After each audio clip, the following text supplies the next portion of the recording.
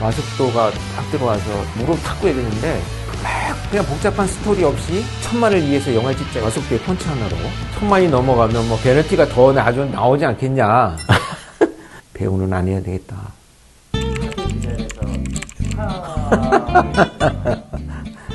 데뷔를 축하한다고, 영화 데뷔를 축하한다고 그러는데. 잘 넘어갔다. 고맙습니다. 잘 축하드립니다. 아예 진짜.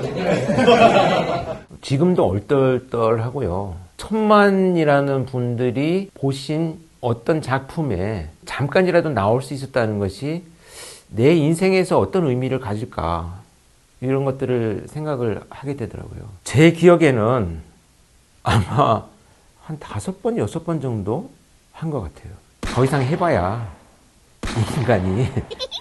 물론 이제 저를 아는 분들은 다들 뭐 재밌다, 잘 봤다 이렇게 말씀들을 해주시고 응원도 해주시는데, 또 가족들이 냉정하잖아요.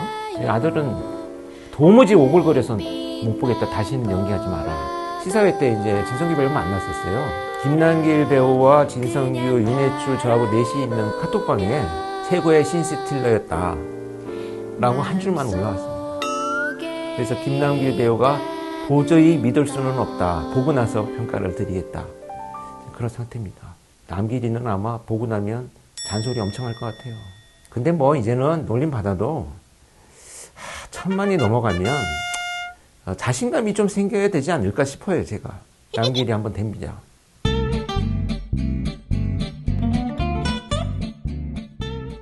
사실은 어떻게 된 거냐면, 이제 자문회의를 이렇게 테이블에 앉아서 회의실에서 하루 종일 하거든요. 제가 어떤 얘기를 했는데, 이런 내용이 대사로 쓰였으면 좋겠다는 거예요. 그래서 어차피 자문이니까 써라 라고 했더니, 이걸 형님이 한번 해봤으면 어떻겠냐라고 그래서 막 제가 웃으면서 그래 한번 해볼게, 무슨 1000만 배우 한번 돼보지 뭐 하고 이제 농담으로 지나갔어요.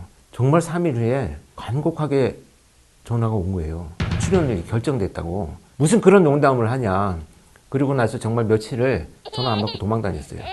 근데 나중에 문자가 와서 약속을 해놓고 왜 안 하느냐고. 그래서 그러면 무슨 역할이냐 그랬더니 이런 역할이다.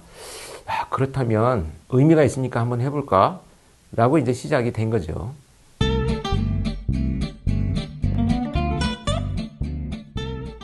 수십 년 동안 진짜로 청장들을 만나서 결제를 받았잖아요. 사건 때문에 보고를 드리기도 하고 식사도 하기도 하고, 그럼 나 진짜 청장 늘 보아왔던 그 모습대로 한번 해보자 라고 했더니 그게 아마 연기처럼 보였는 것 같아요. 너무 어색하니까 그러지 말고 그냥 편하게 한번 해보세요. 그래서 그냥 평상시에 마동석을 만날 때처럼 그렇게 한 건데, 뭐 평가는 여러분들께서 보시는 그대로였습니다.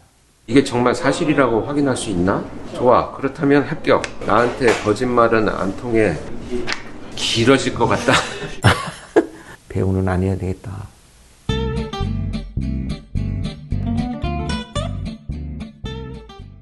그거 많은 분들이 질문하세요. 사실 제 연기 이력보다 1000만이 넘어가면 뭐 베너티가 더 나오지 않겠냐. 근데 이거요, 정말 10원도 없이 우정 출연한 겁니다.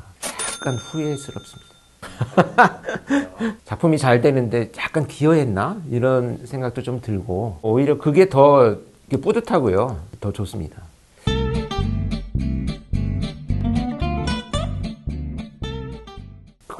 그냥 복잡한 스토리 없이 시원하게 그냥 범죄자를 응징하고 끝나는 거 아니야? 마숙도의 펀치 하나로. 전작에 대한 우리 그 기준점, 앵커링이 너무 확고하기 때문에 그런 부담들도 있을 거예요. 근데 제작진이나 마동석 배우는 막 1000만을 위해서 영화를 찍자 이런 것보다는 자기만의 어떤 시리즈를 만들어 가겠다, 영화사의 어떤 장르를 구축하겠다, 굉장한 자부심, 얼마나 많은 고뇌와, 그리고 많이 다치기도 많이 다치고요.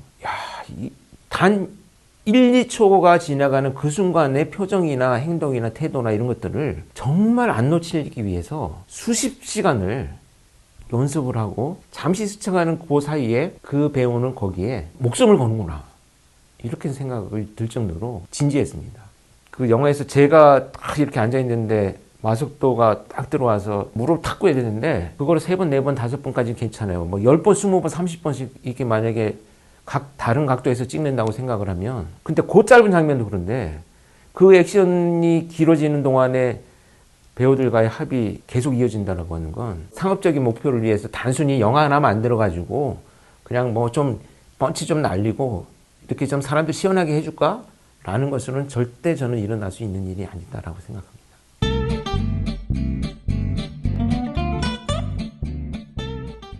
몇면이 1, 2, 3, 4편에 나왔던 형사들이 보면 와, 그럼 너무 리얼한데? 이런 생각이 들어요, 진짜.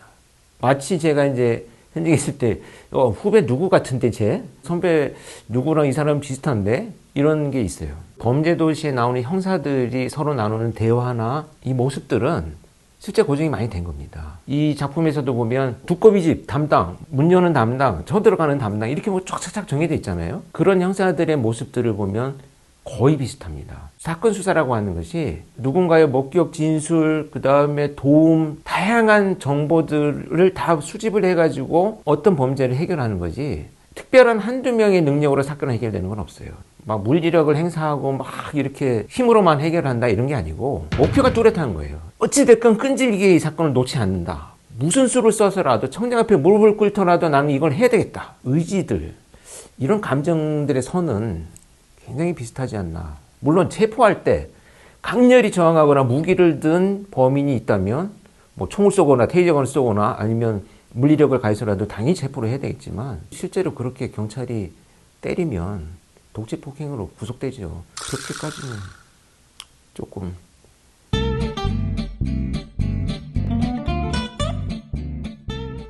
크게는 저는 두 가지로 보는데요. 첫 번째는 범죄도시처럼 누구나 똑같은 마음으로 비난할 수 있는 어떤 악을 정의의 철퇴를 가한다. 자기 만족감을 같이 느낄 수 있거든요. 두 번째는 범죄가 시대 상황을 따라서 변화되어 가는데 저런 범죄가 있었구나. 그럼 나름 뭘 조심해야 되고 내 주변에 또 뭘 알려줘야 되고 우리 자녀가 우리 가족이 피해를 안 당하려면 어떻게 해야 되겠구나. 이런 것들을 좀 알 수 있는 계기와 기회가 좀 되지 않았는가 하는 생각이 들어요. 많은 분들이 너무 범죄 관련 작품들이 막 쏟아져 나오고 관심을 갖게 되면 범죄 수사 기법도 노출되고 뭐 오히려 범죄를 더 저지르기 좋고 모방 범죄를 하지 않느냐라고 생각들을 하시는데 제가 현직에 있어 보니까요. 수많은 범죄자들이 실제 이런 거를 보면서 공부해가지고 범죄 저지르는 놈들이 없어요. 모든 수사물이 범죄도시도 그렇지만 추구하는 건 그겁니다. 반드시 체포된다. 그리고 처벌받는다. 이것이 궁극의 목표나 목적이기 때문에 조금 순기능이 훨씬 더 많다라는 생각을 아직까지 하고 있습니다.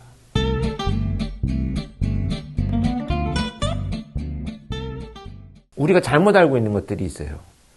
너 개인정보를 조심해야 돼. 요즘 범죄는. 이렇게 얘기를 하면 많은 분들이 나 뭐 SNS도 잘 안 하고 내 주민번호나 비번이나 아이디나 뭐 이런 것들을 누구한테 알려주겠어? 라고 하는데요. 범죄자들이 수집하는 개인정보가 그런 게 아니고 SNS상에 올라가는 내 취향들, 음식, 뭐 음악, 쉬는 날 어디로 자주 가는가 이런 것들, 이런 소소한 것들이 사실은 어떻게 보면 범죄 타겟이 될 수 있는 개인정보예요. 거기에 맞는 스미싱을 만들어가지고 가짜 문자를 보내서 클릭하게 만들고 휴대폰 안에 있는 정보들을 전부 탈취해가는 이런 범죄로 이어질 수 있다는 거죠. 그런데 또 그렇게 생각하세요. 그럼 나는 SNS 잘 안 하는데 문제는 나하고 만나는 사람들이 SNS를 하고 있다는 거예요. 나는 아니야 라고 생각하기보다는 우리 모두가 같이 조심해야 될 게 무엇이 있나라는 것을 고민하는 것이 지금 범죄를 예방하는 첫걸음이다. 여행 같은 것도 막 갑니다 그리고 공항에서 찍지 말고 갔다 와서 찍은 것들을 올리는 게 좋아요. 왜냐하면 내가 지금 여행을 가 있다는 것은 집이 비어 있다라는 얘기랑 마찬가지거든요. 앞으로 제가 이제 다양한 콘텐츠로 여러분들이 찾아뵈면서 범죄 예방에 대한 뭐 이런 얘기들도 좋지만 우리가 실생활에서 범죄와 관련될 수 있는 많은 콘텐츠들이 있더라고요.